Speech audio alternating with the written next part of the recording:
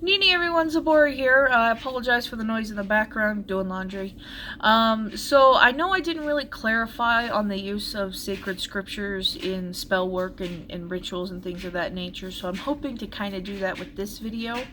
If you guys are really interested in learning about the Psalms and how to use the Bible and stuff in magic, then there are other places you can look, Google being one of them.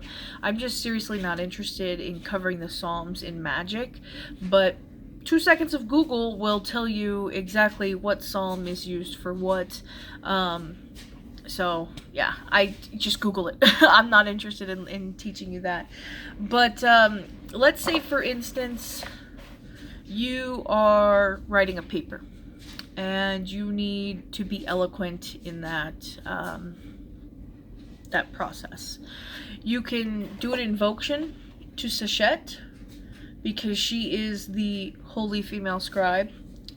She's the Lady of Ma'at. She's the mistress of sacred words. So you could use this chant here to kind of invoke those energies and manifest them.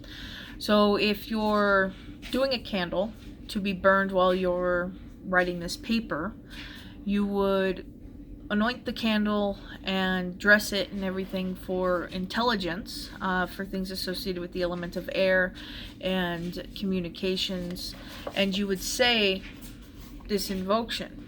You can also reduce it down into a single word and carve that onto a candle, or a single sigil if you want to go that route and carve it onto a candle. I did talk a little bit about sigils and stuff in our last, well, I guess 16, this is still lesson 16, but 16a, I talked a little bit about how the Catholics and Jewish people and even Muslim people would take talismans and use sacred Hebrew and carve up talismans and stuff like that and use them for protection or whatever. You can do that. Lilokin's got a whole video on that. You can use sacred scriptures to reduce it down to a single word and carve it onto a talisman. I'll just go ahead and leave a link to his videos down below, because he does a far better job explaining it than I could. So that's one way to use sacred scriptures, is taking them and reducing them down to a single word and using them as a talisman. You could also write them on a piece of paper to be included in things like a mojo or a sachet, whatever you want to use it or call it or whatever else. So a sachet would be something that's sewn with herbs, and then a mojo is tied with herbs and curios and things of that nature. So that's just the difference between the two. Another thing that you can do is, like I said, if you're taking baths, if you're taking spiritual baths, and let's say you need it for protection, I've got Spell 7 here from the Book of the Dead, translated by R.O. Faulkner. Spell for passing by the dangerous coils of Aapep. O you waxen one who takes by robbery and who lives on the inert ones, I will not be inert for you. I will not be weak for you. Your poison shall not enter into my members, for my members are the members of Atum. And if I am not weak for you, suffering from you shall not enter into these members of mine. I am Atum at the head of the abyss. My protection is from the gods, the lords of eternity.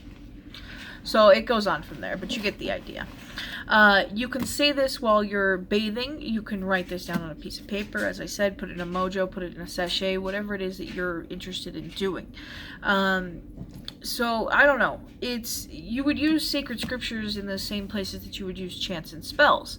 So if I wanted a new lover or something like that, because this is something I've been discussing with a client in Florida, if I wanted someone to come into my life and I could find a chant for Hathor, Hethert, whatever you want to call her, and invoke her energies of love and beauty and things of that nature while I'm performing a spell, doing an attraction oil or something like that.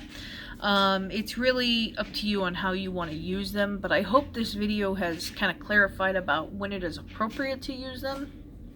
Now, I could easily go lover sweet, lover kind, come to me, you are mine, while I'm performing a spell, but if I make a oil and I'm invoking head hurt's energies while I do it, or the concept of head hurt while I'm doing this, then that infuses the oil with a certain aspect, a certain energy, and then that is the stuff that would be used in later spells, or in bathing, or while I'm putting it on as perfume when I'm near the person, whatever it is. So those are all things that those are all ways you can use sacred scriptures. So I hope this has been enlightening. I hope it's helped. If you guys have any more questions, I will try to explain them as best I can. Go ahead and leave questions down below. I really want to say thank you to you guys, because I'm approaching like almost 900 subscribers now. They come, they go. You know, I know I've got a lot of hate subscribers out there, but I think for the most part I've got more, hey, I like your stuff and I'm watching it now kind of subscribers. So that's cool. Yeah, I think our next video will be on Amun, the god Amun, just because he seemed to have peaked up, and then we'll go ahead and we'll do Isis after that, and maybe I'll let you guys pick another deity after that. But those were the popular ones, was Amun and Aset. So we'll go ahead and we'll cover those next. And then, of course, I encountered some fucking hillbilly. No, I had somebody who was curious about why I don't use the Bible in my magic, and I explained, like, look, the Bible's horrible. It endorses slavery, child abuse, child death, infanticide, genocide.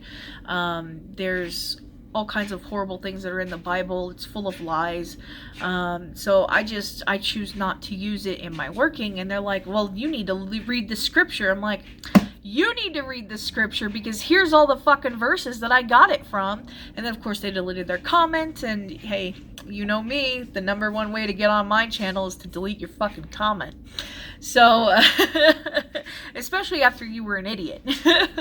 So, I don't know. I don't think I'm going to be doing a video on that, but I have been getting so many more comments like that lately, so I may just save a whole bunch of them and then do one giant, you know, reading the comments section type thing. So yeah, maybe we'll do that instead of breaking them down into individual videos. I don't know. I don't know how I feel about that right now. So that's it for tonight, guys. Sanapte.